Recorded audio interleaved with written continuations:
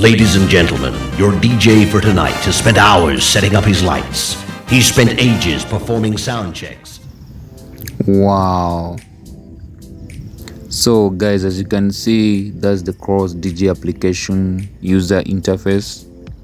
It's quite very friendly, easy to scroll. You can also see the pictures. I showed you how you set these pictures on my previous videos. You also see the Bitgrid edition here. It's very nice and easy to use. So make sure you've liked this video, you've commented, you've shared, and the last thing you've done, you've subscribed on this channel. Hey, what's up guys? Again, it's your guy here, DJ Cliff. Welcome back to this channel. So today I'm just gonna show you some of the features of the Cross DJ application.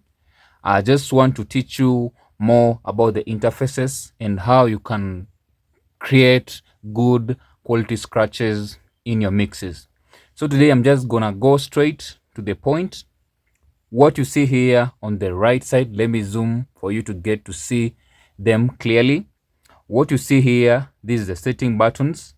It gives you some of the settings, it gives you some of the features. Also, it gives you where you can customize your jog wheels. For example, the player A, player B. But for me, I usually prefer using the blue and the orange way, the way it is. This is the default system colors. I usually prefer using the decoder. I usually prefer using the default system. You can even decide to use system or default or even Google. There's no problem with that.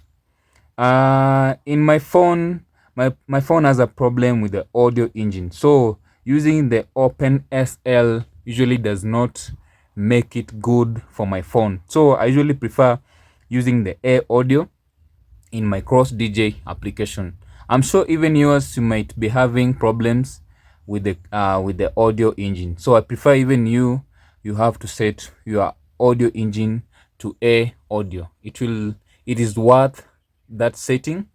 So I'm sure you are good in that. The jog cover mode, this one, it helps you maybe if you want the songs, for example, the ones you see here. Let me take a song which has a cover song, like for example, let me use this one here. We can see David Guetta, that one, it has a jog cover. This is what it means by being full cover. So let's go back again to that point. You can even try the centered cover, the monochromatic cover. I'm sure my previous video I showed you more about that, so make sure you've gone back and seen that full tutorial. So the protection seek and load, what it also helps. Let me zoom for you to see it clearly. The protection seek and load, it also helps you it gives you a chance to look for a song before the song gets to the end. The end time warning, the same. It also helps you in the track security. Is all about that. The Bitgrid edition helps you when you want to edit your tracks. For example, the waves you can see here. Let's assume the beat was somewhere here. That's the first beat, and then it was somewhere there. So what it does, the Bitgrid edition, it helps you align. Like you can see this point here. This is the first beat. This line here should be somewhere here. So from the first beat has to be on the line. This bigger line running from up to down, not the small ones, but the bigger one which partitions these two sides. It has to be aligned in that place. So for you to do that, you have to tap this button here, the orange button here on the top, which means it is in the left side, the orange side. So you tap it, and then you tap this first button here, then you tap the Q button. So the first beat is aligned. So This one helps you when you want to do transitions in your mixes. I'll show you later about that. So to put this effect or this setting, you have to go to this button here, go to the advanced settings, and put this Bitgrid edition on. It has to be that way. It has to be ticked the way it is. So I'm sure you're good with that. If you've not seen it clearly and you've not known how we use the Bitgrid edition, please make sure you've gone back to my previous videos and you are going to be helped about that. The wave progressive bend, mostly this one, it's advanced, usually helps you mostly on the transitioning of your music, but I'm just not gonna go about the waveform zoom and the wave progressive bend. The master limiter shows you the amount of audio or the peak limits of the audio which comes out of your mixes. The auto gain, it boosts, like you can see somewhere here. If you can see it clearly, it says it boosts volume of tracks to optimize dynamics. Yeah, I'm sure you know more about dynamics. So let me zoom for you to get to see them clearly. The sampler quantize, it's just off, but you can put the number you want, but usually prefer off. So for those who are beginners and are not much on more tricks and maneuvers, just let it to be off. The pitch slider range, I usually prefer using the 16%, because if I use 100%, it's not gonna have good dynamics. The equalizer type, I usually use the classics. The DJM equalizer, sometimes it can have problems when you are doing maybe your mixes, but mostly I'm sure about it's about audios. So if you have a good audio system, I'm sure the DJM equalizers can sort you out. The pitch bend amount, I think 4% is okay. I usually prefer keeping gain A and B last values. No, I usually prefer setting manually about that. The synchronized mode 4-bit. 4-bit is nice. So if you are good in 16 bits, you can also put in the 16-bit.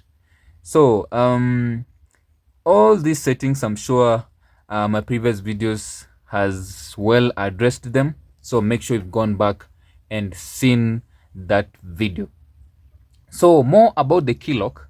The key lock, I usually prefer setting this key lock on, leaving it in this option white, and the quantize. So I usually prefer using the quantize, which is on. I'm sure when you install your cross DJ application, the quantize is usually ticked, but the key lock is usually not ticked. So what you do, make sure you select this option and leave it white. The reason why I'm saying that is because when you put your key lock, when you mix your song, the song comes in original. It does not change the pitch. Like you can see the keys here. We have 2A and we have 10B. So if you don't put your key lock on, and maybe you change your tempo, maybe up to maybe 60%, the keys gonna change, and it can also affect the kind of mixes you're doing, and it can even change the music or the track of that person. So it matters with the audience you are having. So make sure the key lock is on. The Quantize helps mostly on the Bitgrid edition here. This option, the Quantize, let me show you if I put the Quantize off and try to show you what I mean. Like for example, this track is playing. For example, let me just loop it. Let me just loop it somewhere there and let me play.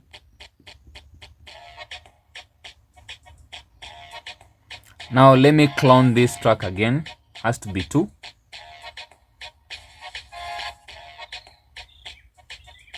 Let me try doing it.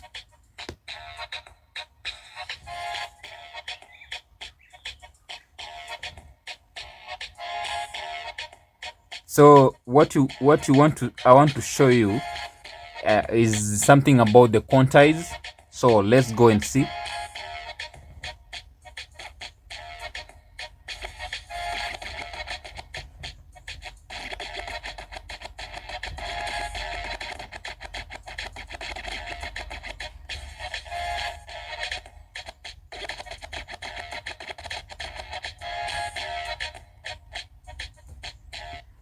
Like, there's something I just want you to see. When I put the quantize off, the quantize option off, and I'm doing a scratch in my cross DJ application, you may find that when I tap the Q button, the first bit which I aligned from the bigger line does not get aligned. So the quantize usually brings those lines together. So when you tap the Q button here, it's well and good. It does not go off key or off beat. So make sure you put your quantize option on. So I'm sure you're well sorted out with the quantize option. So let's go to the FX section. We have the buy filters, we have the low pass, delays, echo, breaks, all that.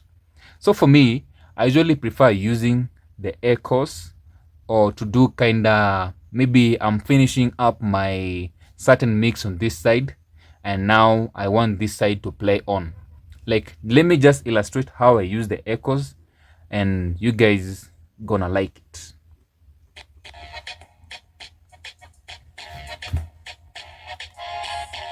So I'm using the echo. So first of all, I have to remove the loop.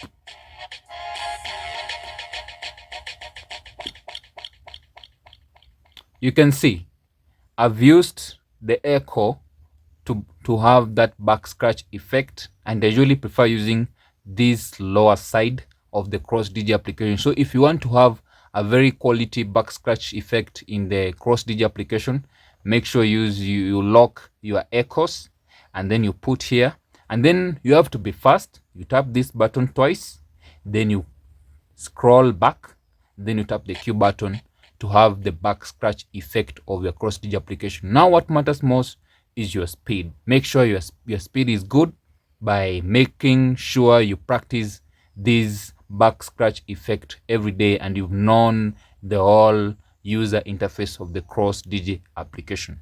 So I'm sure you're well sorted out about the echo effects. It's not all about using the echoes everywhere. It's about your creativity in the cross DJ application. So for me, I usually prefer using echo for back scratch effect. You can also use the echo for transitioning effect, but mostly I usually prefer echoes for back scratch effect. I usually also use the buy filters to perform kind of synchronization from track A to track B.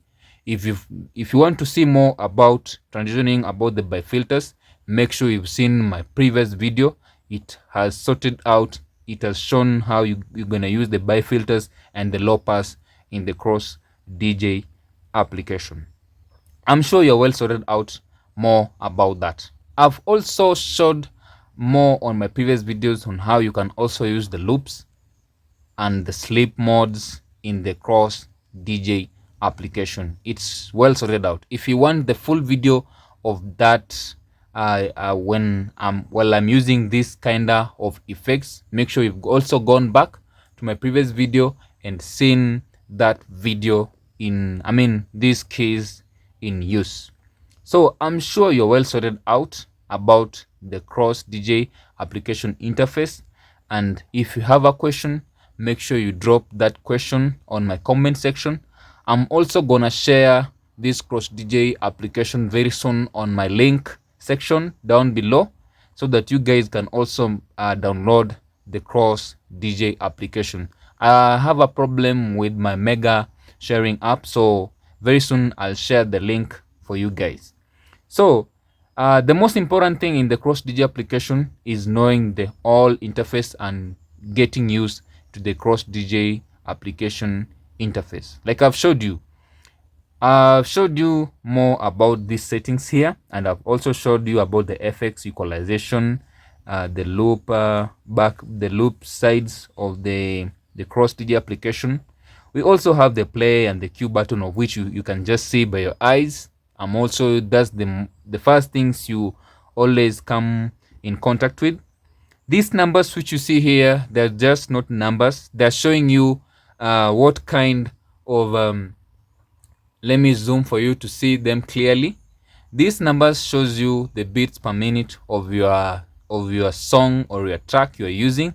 So it's not all about mixing or scratching, it's about even knowing how to time the beats of your song. This is 102 and this is 102.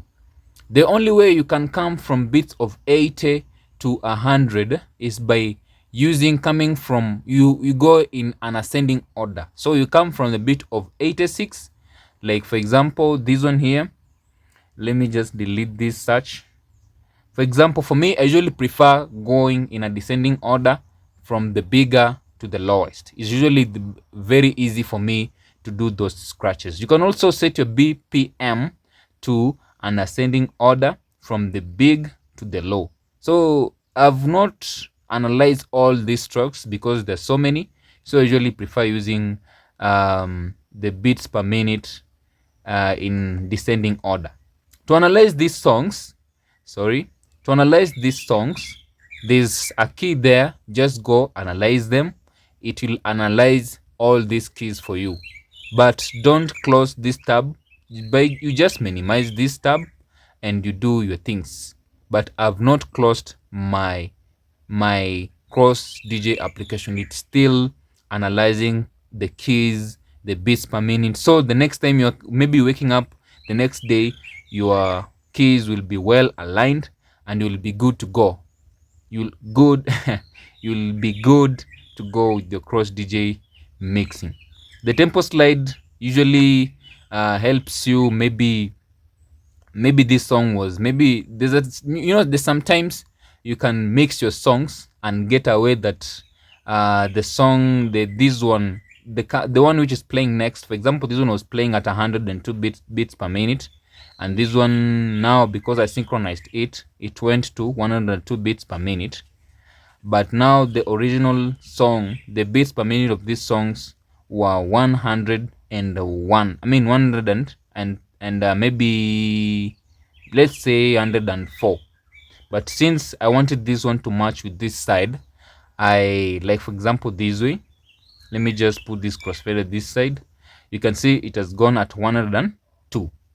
So it can change, and I want this song to go back to its original beats per minute. I can use this tempo slide by just being so smooth with it and use this tempo slide when this song is playing.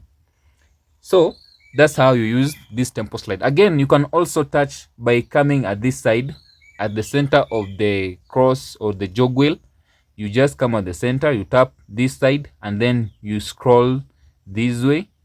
This is also the easiest way, and I think this is the most perfect way you can use your tempo slide rather than touching it with your bare hands, because we usually tremble a lot. So kinda this one is the best way you can use those tempo slides. I'm sure you're good with the Cross DJ this interface. So if you want to know how all these now come into practice, please make sure you've gone back to my previous channel and it's worth your viewing. I'm your only entertainer, DJ Cliff. Make sure you subscribe, make sure you like, make sure you share, and everything is always a learning process. Love you guys. Up to next time. Bye bye.